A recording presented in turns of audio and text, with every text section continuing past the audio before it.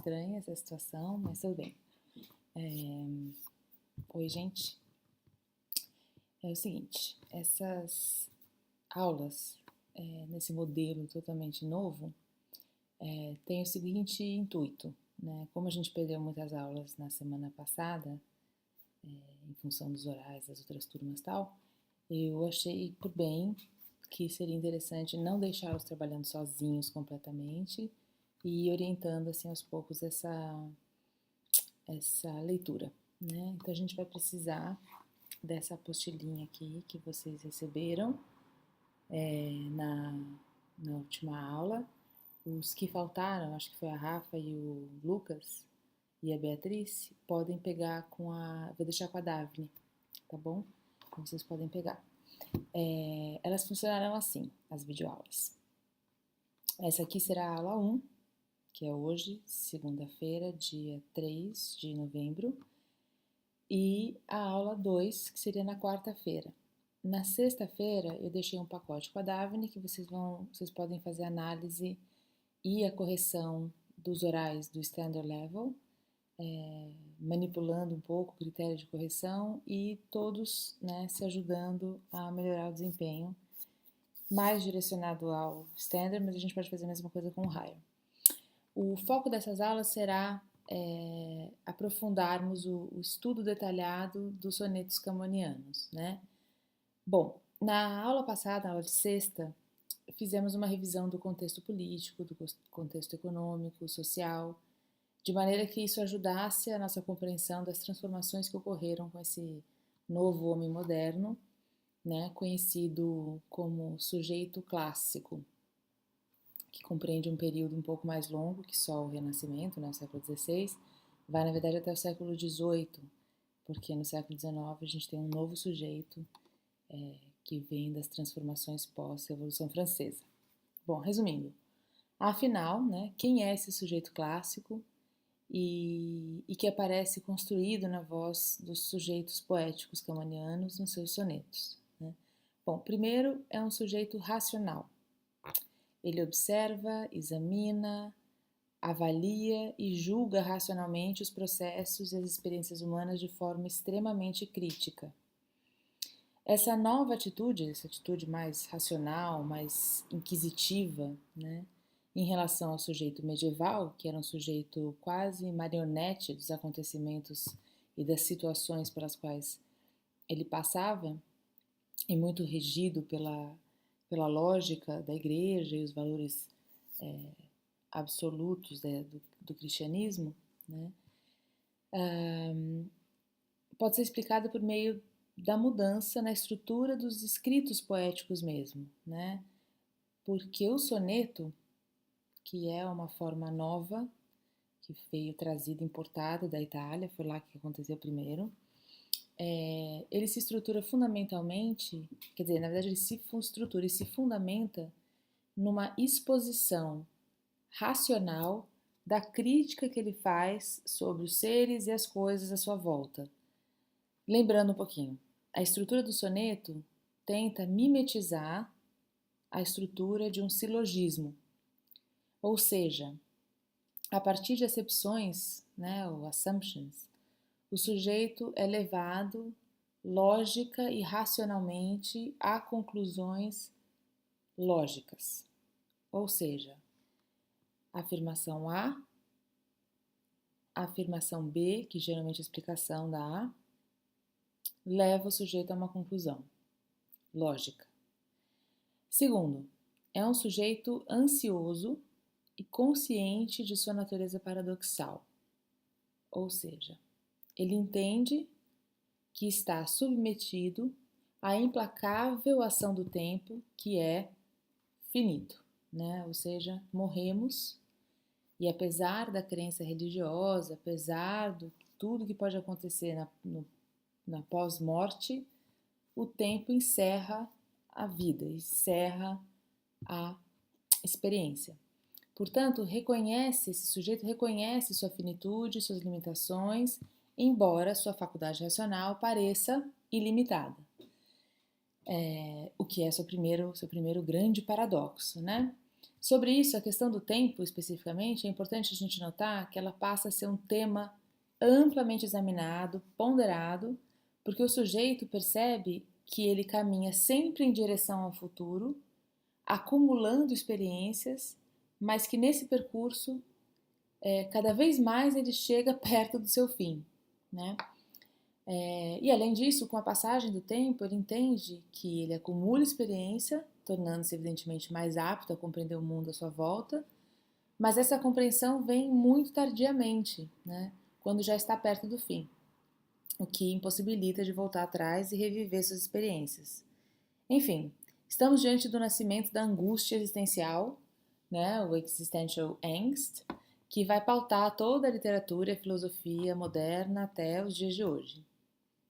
Bom, em relação a esse aspecto especificamente, né, essa angústia existencial, o querido pensador Michel Foucault dedica um livro inteiro, né? Ele chama A Palavra e as Coisas, em que ele vai discutir a genealogia do sujeito. Quer dizer, quando é que essa noção de sujeito, né, uma pessoa que se identifica como um sujeito, como é que essa ideia nasce?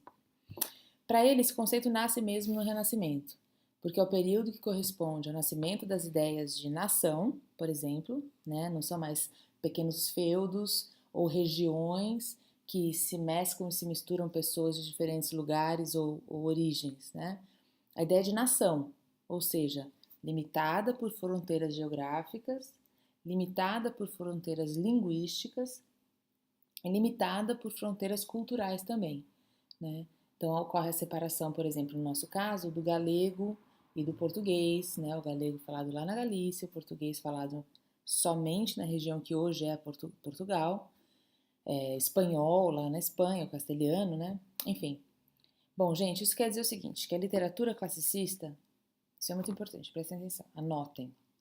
A literatura classicista nasce ao mesmo tempo em que nasce a noção de nação, de povo, e ao mesmo tempo em que se consolida a língua materna, né? No nosso caso, o português de Portugal,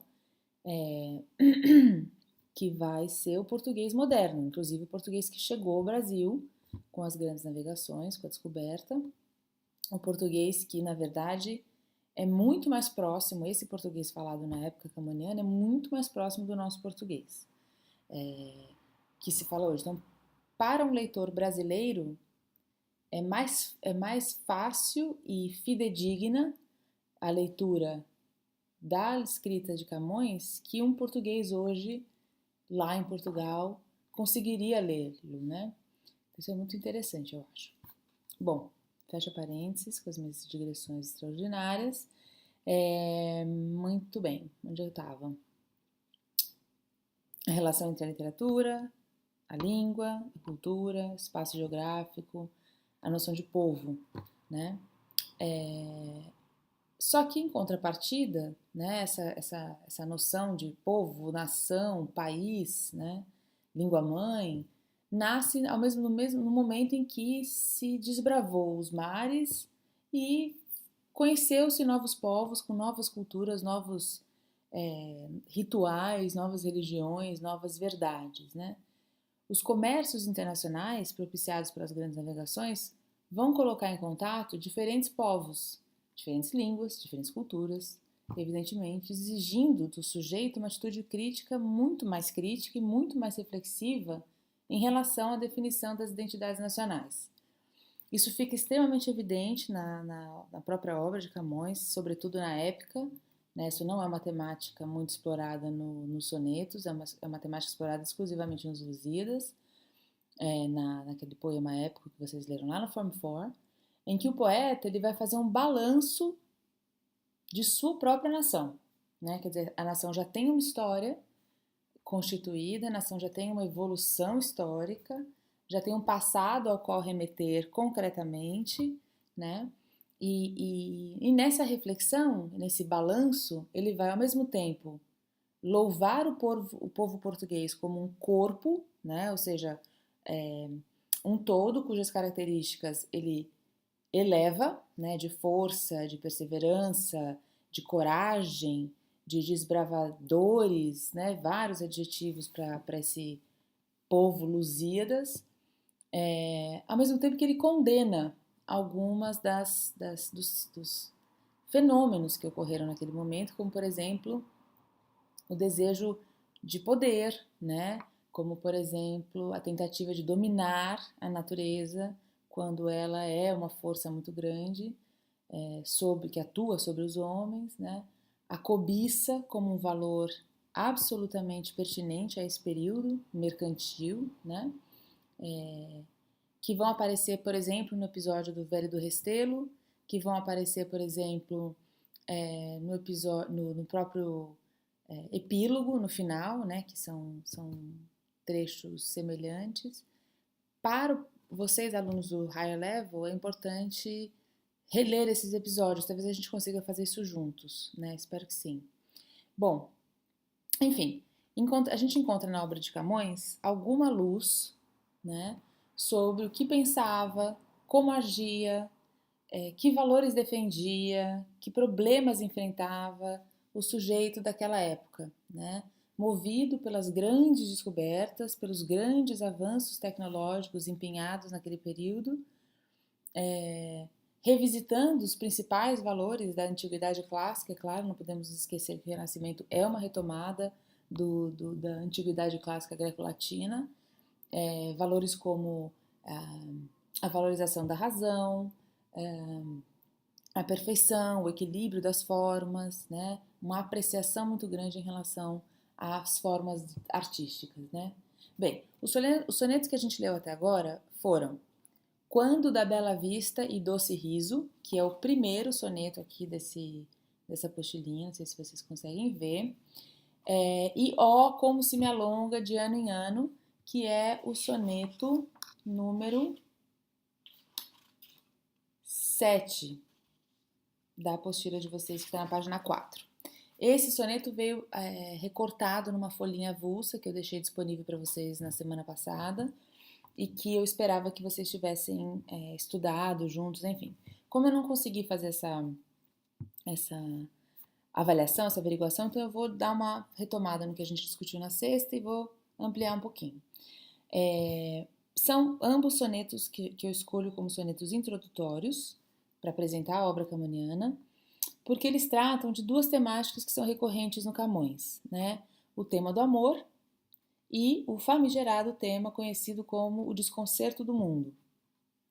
O primeiro, do amor, na verdade, para fins didáticos, né? Os livros didáticos, as escolas sempre categorizam esses poemas, esses autores, enfim, classificam em momentos e tal, que é muito difícil de fazer, mas para fins didáticos, os sonetos que tratam do amor são classificados como lírica amorosa camoniana. Então, são poemas categorizados como poemas de amor. O segundo, né, que trata sobre o desconcerto com C, não é o desconcerto com S, né, de fix, é de desconcerto, no sentido de que o concerto está desarranjado, um concerto como concert, né? Ele é classificado como a lírica filosófica camoniana, né? Ou seja, poemas que remetem a assuntos, temas filosóficos. Porém, há sonetos em que esses temas se confundem, e nós vamos ver um desses na próxima aula. Nessa aula, eu vou retomar as discussões do segundo, né? Quando se me alonga o tempo, de ano em ano, etc. Porque ele se concentra, eu gostaria hoje de me concentrar na lírica filosófica. Na aula 2 a gente vê um pouquinho mais de perto a lírica amorosa, ok? Bom, o soneto Ó Como Se Me Alonga de Ano em Ano, conforme sugere logo a primeira estrofe, né, que ele vai dizer assim, Ó como se me alonga de ano em ano a peregrinação cansada minha, como se encurta e como ao fim caminha este meu breve e vão discurso humano. A gente notou naquela aula de sexta-feira que logo de início o uso das interjeições, né, das exclamações, atribui um grau altíssimo de dramaticidade nesse soneto, né? Que dramalhão, né? O que geralmente não corresponde à ponderação comum da poesia clássica. Mas enfim, esse é um uma forma de confissão, né? Um desabafo, nos termos mais moderninhos. Bom, muito bem. Conforme essa primeira estrofe sugere, o poema vai tratar da desilusão de viver, né? Que desilusão é essa? Começa pela construção do próprio conceito de vida como sendo a peregrinação cansada minha e breve e vão discurso humano. Ou seja, a vida é uma longa caminhada sem propósito, né? Como se a vida fosse um grande hiato, né? Um intervalo longo entre nascer e morrer, entre o berço e o túmulo, né? Muito otimista a mensagem, muito Camões. Mas enfim, ele se dá conta disso e expressa isso de forma bastante dramática. O principal recurso de estilo presente aqui, é evidentemente o paradoxo, né? Ele é determinado pela justaposição da palavra alonga com a palavra encurta, né? Então, o tempo, a vida, a peregrinação se alonga com o tempo, mas esse alongar-se com o tempo é também responsável por encurtar a experiência, né? E como ao fim caminha. Nesse como ao fim caminha, como se encurta e como ao fim caminha, no terceiro verso, indica a palavra fim é ambígua, né? Fim no sentido de ponto final, morte, e fim no sentido de finalidade, né? Sempre caminhamos para alcançar algum fim, ou seja, alcançar uma finalidade. Buscamos finalidade para essa jornada que fazemos, né? Que empenhamos. Bom, o principal aspecto aqui desse paradoxo tem a ver com a contradição que se opera dentro do sujeito. Então, que remete a uma daquelas características que eu falei para vocês no início, desse sujeito contraditório, desse sujeito clássico, que é um sujeito questionador e um pouco desequilibrado, né? Muito bem. Conforme o gráfico que a Renata Lírio sugeriu na última aula, né? Ela fez um desenho de um percurso mesmo, né? Quer dizer, o sujeito vai do ponto A ao ponto B, um longo percurso, mas conforme ele vai chegando mais perto de B, esse percurso vai se tornando curto e despropositado, vão, né? A segunda estrofe tenta explicar a primeira, né? Quer dizer, ele diz assim: vai se gastando a idade e cresce o dano. Perde-se-me um remédio que ainda tinha, se por experiência se adivinha, qualquer grande esperança é grande engano. Ou seja,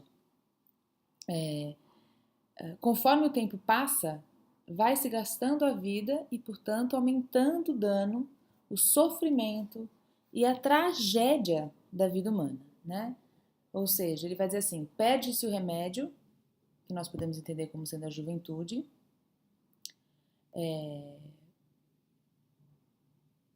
porque é o seguinte, assim, a perda gradativa da inocência é também a perda gradativa da juventude, né? Que é, ao mesmo tempo, o ganho gradativo da experiência, mas também a proximidade gradativa à velhice, né?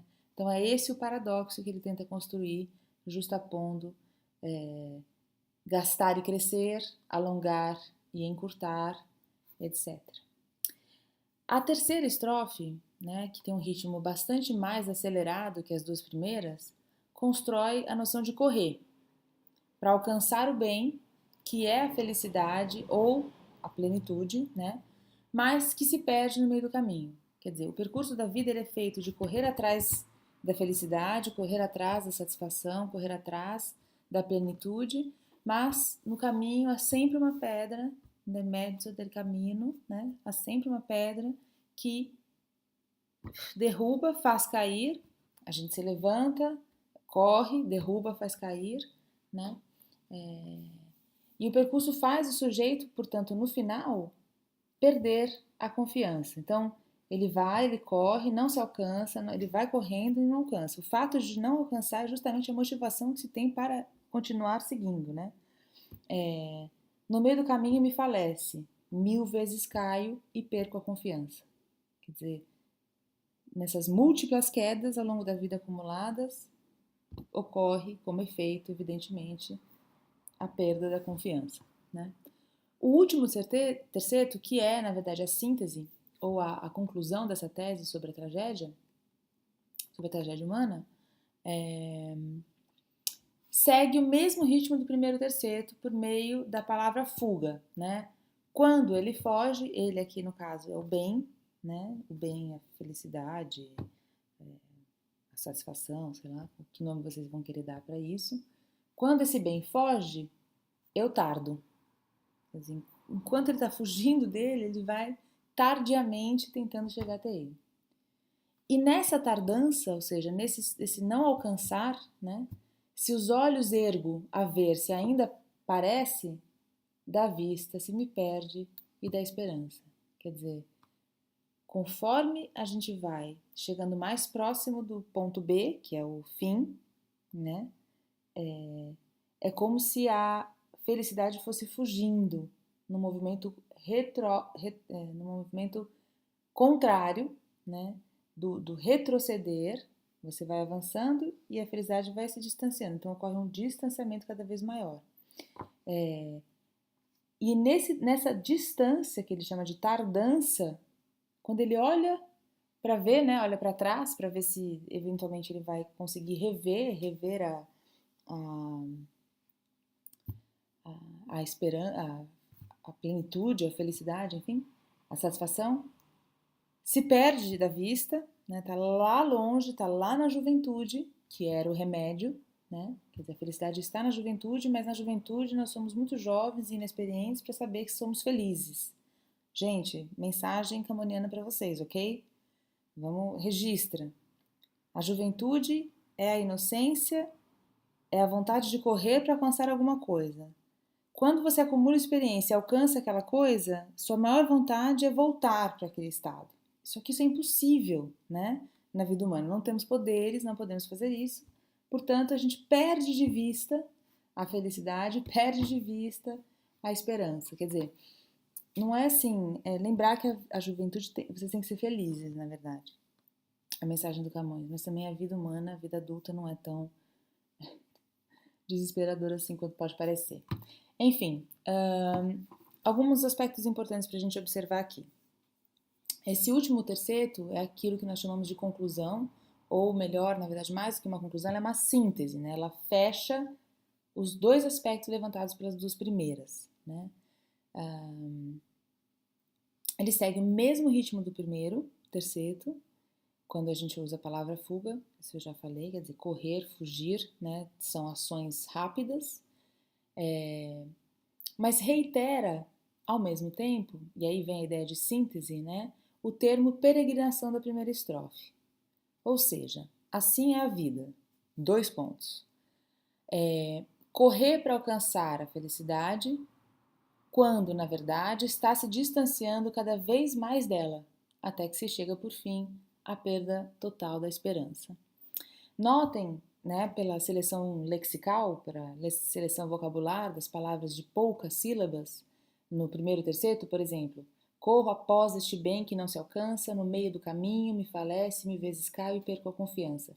As únicas 3 palavras mais longas são alcança, caminho e confiança, né? Essa seleção vocabular, ela atribui uma velocidade maior, né, ao ritmo do poema, contrastando com a lentidão dos 2 primeiros quartetos. Oh, como se me alonga de ano em ano a peregrinação cansada minha, né? Como se encurta e como ao fim caminha este meu breve e vão discurso humano. Muito bem. A palavra discurso humano me distraiu um pouco, né? A gente precisa voltar a isso depois. Mas tudo bem. Voltando à questão do ritmo, né? Os 2 últimos tercetos, eles quebram um pouco a lentidão dos 2 primeiros quartetos. Porém, o último terceto, né? Ou seja, a última estrofe do poema, apesar de ter uma velocidade um pouco um pouco mais rápida, até no jogo rítmico ele é sintético, né? Ele faz uma síntese da brincadeira rítmica que o Camões está fazendo aqui. As palavras tardança e esperança, que rimam, né? Tardança, esperança, são mais longas e de um tom mais baixo e grave que as demais das outras duas, do terceto e desse próprio terceto, né? O que remete ao ritmo um pouco mais lento do início. Então, há uma volta, né? Como numa dissertação, por exemplo, você tem introdução, desenvolvimento, conclusão, conclusão, uma volta, introdução. Ele faz um pouco isso também. Ele traz de volta a noção de trajeto, que é longo, extenso, né? Que, portanto, não está na mesma ordem de coisas, né, da experiência da vida, que é mais corrida, propriamente dita. O trajeto é longo, a vida é corrida porque ela é curta, né? Bom, esse jogo que ele faz, rítmico, é uma forma, é um meio de unir forma e conteúdo, né? Para não ficar preso a ter que rimar, a fazer caber no verso, ele faz uso muito bem das estruturas, das possibilidades das palavras para que elas também produzam conteúdo. Por exemplo, né? Ele usa a forma, o ritmo, a velocidade das palavras para revelar aspectos do conteúdo, para reiterar aspectos do conteúdo, né? Que nesse caso é a tragédia existencial da vida humana e a implacável ação do tempo. Então, quando ele fala da ação do tempo, os versos são mais longos, mais rápidos e curtos, e quando ele fala ou reflete sobre a tragédia existencial, ele é mais longo, mais reflexivo, mais extenso, né? Assim, é possível a gente dizer que esse soneto ilustra bastante bem a lírica filosófica, que tem como tema o paradoxo da vida humana sob a despótica ação do tempo. Bom, uma coisa que eu lembrei aqui agora, além do paradoxo, a gente nota também no primeiro terceto: corro após este bem que não se alcança, no meio do caminho me falece, 1000 vezes caio e perco a confiança. Nesse terceto aparece o uso da hipérbole, né, no 1000 vezes caio, que é um outro recurso relativamente comum na lírica de Camões, que serve para intensificar a noção da vida como uma trajetória longa e difícil, cheia de percalços e entraves. Toda vez que a gente cai, a gente levanta, mas chega um momento que, se a gente estiver muito mais próximo do ponto B, mais difícil é de acreditar que alguma coisa vai ser diferente. Bom, essa foi então uma tentativa de construir ou consolidar a noção de sujeito clássico, né? Quais são as angústias e as reflexões que ele faz, e a leitura do poema que a gente começou a ler em aula. O segundo soneto que a gente vai analisar agora, quer dizer, que não é bem analisar, eu vou expor para vocês, porque eu não sei muito fazer isso, né? Estou um pouco constrangida com essa coisa de videoaula, né? É o seguinte: o segundo soneto é o tempo acaba o ano, o mês, a hora, que é o soneto 2 da apostila de vocês. Então tá aqui logo depois do ó. Vamos lá. Aqui, ó. O tempo acaba o ano, o mês, a hora. Que se assemelha ao ó se me alonga. O tema é revelado também logo na primeira estrofe, mas ele é um pouco mais filosófico que o ó se me alonga, porque ele não define a vida sob a ação do tempo. Ele tenta definir a própria natureza do tempo, né? Então ele vai dizer assim: acho que eu preciso que você dê um pause para ler o poema. Façam o seguinte: leiam um poema e sublinhem com 2 cores diferentes, 2 highlighters diferentes, os verbos e os substantivos da primeira e da segunda estrofes, ok? Então vamos lá, pausa. Ou se vocês querem cheat, vamos embora. Vamos lá. Eu vou fazer a análise agora. Ele diz o seguinte: o tempo acaba o ano, o mês e a hora, a força, a arte, a manhã, a fortaleza. O tempo acaba a fama e a riqueza. O tempo o mesmo tempo de si chora. Bom, logo nesse início, né, ele vai traduzir com essa lista coordenada de substantivos, a força, a arte, amanhã, a fortaleza, o ano, o mês, a hora, né? Inclusive há uma gradação aqui, o ano, o mês, a hora, né? Não é uma gradação. Bom, tudo bem. Ele vai construir a noção de que o tempo é uma força, talvez a mais implacável das forças que agem sobre o homem, né? O tempo pode acabar tudo, inclusive a si mesmo, né? Pois o tempo de si chora, né? Mas, conforme indica esse contra-argumento aqui da segunda estrofe, o tempo busca e acaba, ele busca e acaba o onde mora qualquer ingratidão, qualquer dureza, mas não pode acabar minha tristeza enquanto não quiserdes vós, Senhora. Quer dizer, o tempo, apesar de ser uma força destrutiva que acaba com tudo, ela é também uma força que também destrói o mal, né? Então, acaba onde mora a ingratidão e a dureza. Quer dizer, o tempo, apesar de ser implacável em destruir fama, riqueza, arte, amanhã, tudo, ele também pode acabar com a dureza da vida, também pode acabar com a ingratidão. Então, essa é o primeiro paradoxo da natureza do tempo que ele busca definir aqui. Só que, nessa segunda estrofe, ele acrescenta um elemento, né? Ele estende, ele amplia a noção, a natureza do tempo, dizendo o seguinte, que o único elemento que não sofre a ação do tempo, né, é a tristeza do eu lírico, de não ter o seu amor correspondido, porque essa senhora, aqui nesse vocativo, não quer, né, segundo a última estrofe do segundo quarteto. Os dois últimos tercetos vão tratar sinteticamente, também estruturalmente como o último poema que a gente leu, dos dois lados da ação do tempo, ou seja, transformar prazer em dor, tempestade em bonança, antagonicamente, dentro do próprio tempo, mas reitera a única força capaz de abrandar, de amenizar a ação do tempo, como sendo o amor, né? Então ele diz assim: o tempo, o claro dia torna escuro, e o mais ledo prazer em choro triste. O tempo, a tempestade em grã bonança. Mas, de abrandar o tempo estou seguro, o peito de diamante, onde consiste a pena e o prazer dessa esperança.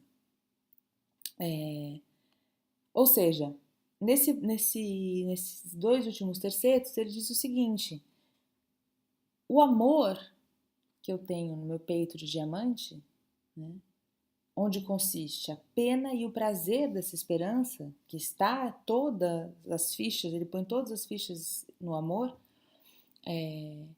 no peito de diamante está a esperança, que é o próprio amor, e talvez justamente por não ser correspondido, o faz correr em direção a ele, né? Ou poderíamos ler como ainda que não seja correspondido, né? Esse amor que não se consolida, porque a senhora aparentemente não quer, é o que vai abrandar a ação destruidora do tempo. É a única coisa capaz de abrandar, segundo ele. Aqui, a gente pode tentar ver, como nos outros poemas, nos outros sonetos, o movimento rítmico, né? Ele é um pouquinho diferente do que acontece no Ó Como Se Me Alonga. Aqui, o primeiro quarteto e o primeiro terceto, né? O tempo acaba o ano, o mês, a hora. O tempo, o claro dia torna escuro, né? Há uma anáfora aqui, né? O tempo, que parece mimetizar a marcação do próprio tempo, né? O tempo acaba, o tempo busca, o tempo, claro, o dia torna escuro. Né? Além desse paralelismo do verso, né? ocorre um paralelismo entre estrofes, alternadamente. Então, a primeira estrofe e a terceira formam um par, enquanto a segunda e a quarta, outro par, né? Então, o primeiro quarteto e o primeiro terceto, eles são rápidos, são mais ágeis, mais dinâmicos, né? Enquanto o segundo quarteto e o segundo terceto, né, vai ser um pouco mais lento. Vamos entender assim o ritmo, a velocidade, a dinâmica. Vamos entender um pouquinho mais o que isso acontece. No mesmo caso do O como semialonga, também aqui a forma vai ser responsável por construir ou consolidar ou ilustrar o conteúdo, tá? O primeiro par remete à fugaz e intensa ação do tempo que não para, né? O tempo acaba o ano, o mês, a hora, a força, a arte, amanhã, a fortaleza. O tempo acaba a fama, a riqueza. Agora eu vou ler a terceira estrofe. O tempo, o claro dia torna escuro, e o mais ledo prazer entre o choro triste. O tempo, a tempestade em grande bonança. Aqui, na terceira estrofe, ele ainda faz uma elipse dos verbos, né? O tempo torna o claro dia escuro, e o mais ledo prazer em choro triste, o tempo, a tempestade em grande bonança. Quer dizer, há uma elipse do verbo tornar nos outros dois versos, o que indica essa atribui maior velocidade ao soneto, né? Tá fazendo uns barulhos aqui, deixa eu ver o que tá rolando, sei lá. Bom, onde eu estava?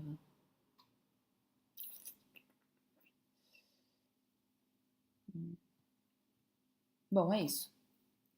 Do paralelismo rítmico, né? Então, diferente do O como semialonga, no O como semialonga a gente tem as duas primeiras estrofes mais lentas e as duas últimas mais rápidas, sendo a última uma mistura entre dinâmico e mais estático, como uma síntese. Nesse caso, nesse soneto aqui, ocorre um paralelismo alternado, né, entre a primeira estrofe e a terceira, como um par, a segunda e a quarta como outro par. Muito bem. O primeiro, então, par, marca a velocidade da ação do tempo, enquanto o segundo par vai remeter à força do amor e da emoção humana. Observem que essa força ela é menos rápida e menos intensa que o tempo, né? No primeiro verso, que tem o ano, o mês, a hora, né? Nessa gradação, além dela, ainda há a oposição sintática do último terceto, que ele vai dizer o seguinte: mas de abrandar o tempo estou seguro. Quer dizer, o uso da conjunção adversativa mas, que vai abrir essa estrofe conclusiva, né, ele vai colocar em evidente oposição sintática o último terceto aos demais, né, registrando o verdadeiro paradoxo. Então, apesar de toda a ação do tempo destrutiva para o bem ou para o mal, né, a única coisa que é capaz de abrandar o tempo é o amor, onde mora a esperança. Então é um poema um soneto um pouco mais otimista, né? Ele dá uma alternativa que no O como semialonga praticamente não ocorre, né? Trazendo para dentro de si a noção do amor. Pausa um pouquinho na questão do conteúdo, né? Além do que a gente já viu sobre a estrutura do soneto, né? 2 quartetos, 2 tercetos, as rimas interpoladas, os versos decassílabos, que são importantes vocês falarem no oral. Aqui eu estou fazendo uma leitura mais detalhada mesmo, de verso a verso, né? E da estrutura geral do soneto. Bom, além das figuras de estilo que a gente já tratou até agora, né? O paradoxo, a gente falou um pouco de um caso de hipérbole, né? A gente vai ver algumas metáforas, antíteses, enfim. Ocorre, evidentemente, na maior parte dos poemas, o hipérbato, né? Que é uma figura de sintaxe, não é uma figura de pensamento, como a metáfora, por exemplo. Ela é, na verdade, a inversão da ordem sintática comum, né? Qual que é a ordem sintática comum? Sujeito, verbo, objeto, né? No caso do Camões, ele faz jogos, brincadeiras, né? Colocando ora em destaque o verbo, ora em destaque o objeto, ora o sujeito. Claro, para que o verso possa ser decassílabo e que possa rimar e ter ritmo, é preciso fazer alguma manipulação dessa estrutura sintática. Mas não é só a sonoridade é responsável por essa transformação, por essa manipulação.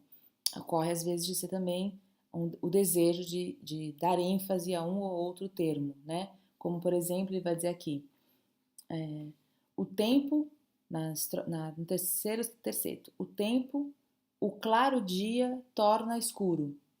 Se nós fôssemos passar esse hipérbato para a ordem direta, ou seja, da ordem inversa para a ordem direta, seria assim: o tempo torna escuro o claro dia. Como é que está aqui no soneto? O tempo, o claro dia torna escuro. Né? Ele prefere colocar o claro dia antes do escuro, o que seria o escuro viria antes na ordem comum. Então há vários outros exemplos. O hipérbato é uma figura que também, além de auxiliar na estruturação rimática, ela também auxilia na construção do raciocínio lógico, né? Ou desconstrução do raciocínio lógico. Se ele está aqui questionando, inquisitivo, angustiado, né? A lógica foge um pouco do seu rigor, vamos dizer assim. Isso é a minha leitura, não sei se vocês concordam. Vocês podem levantar algumas outras hipóteses. Bom, por propor, por fim, que só o amor é capaz de abrandar a ação do tempo, né, Camões consegue, nesse soneto, unir as duas grandes temáticas que formam sua poesia. Né? Ele vai dirigir sua reflexão filosófica sobre a ação do tempo, a ação destrutiva do tempo, a alguém, né? A um destinatário desse poema, que é a senhora, tratada aqui nesse vocativo, né? Enquanto não quiserdes vós, senhora. Né? Então é a ela que essa reflexão se dirige, né? E, portanto, ele faz uso de uma ponderação filosófica para louvar e elevar a mulher amada. Concluindo, portanto, nós, leitores, vamos concluir que se o amor, então nós vamos fazer o mesmo raciocínio lógico que ele propôs a si próprio e à senhora, né? Então nós estamos aqui na posição da senhora. Se o amor, essa força implacável, capaz de destruir tudo, se o amor é capaz de destruir, inclusive, coisas ruins, né? A gente pode superar problemas com o tempo, né? A única coisa que pode abrandar, que pode controlar o tempo é o amor, né? Que é onde mora a esperança. Ainda que esse amor não seja correspondido. Então veja você, senhora, como essa senhora é elevada. Afinal de contas, né? Ele vai louvar e amar, custe o que custar, né? Ele vai aqui entregar-se a essa mulher, a essa senhora, essa mulher amada, independente da correspondência esse amor ou não, porque para ele o amor é capaz de minimizar a ação nefasta do tempo sobre o sujeito, né? Porque ela mantém alguma esperança. Enfim, é um soneto muito, muito bonito, é um dos meus favoritos e tenho certeza que vocês devem ter chegado a ele, porque ele não é complicado. Se a gente começar a se acostumar com a linguagem camoniana, não é um soneto muito difícil, né? Bom, próxima aula, então, a gente vai estudar mais exclusivamente a lírica filosófica e quando eu voltar na semana que vem, a gente vai retomar esses aqui e vai ler outros, tá bom? E nós vamos nos preparar para os orais. Então é isso, beijos. Não tem lição de casa, evidentemente. Se vocês quiserem escrever alguma coisa em relação a esses sonetos lidos, fiquem à vontade. Anotem bastante para que a gente possa discutir depois, tá bom? É isso aí. Até!